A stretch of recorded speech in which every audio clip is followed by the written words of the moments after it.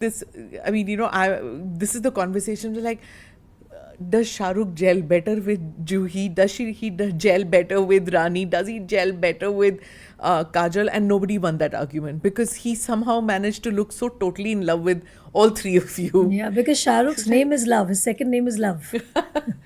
It's just you clicked so well with Shah Rukh, and that day watching you sitting with him, it was like such a moment for all of us who have grown up on your films. I mean, for my children, for me, everybody, that was like. Finally, these two are getting their what? And Karan Johar on the Yes, of same course. Yeah, thing, yeah.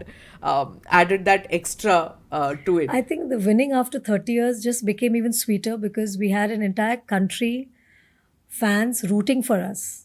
And when you have people rooting for you and for your win, that is, I think, I would say the most deserving and the most satisfying feeling. Because when you win an award and people say, oh, she doesn't deserve it, there's no value of that award.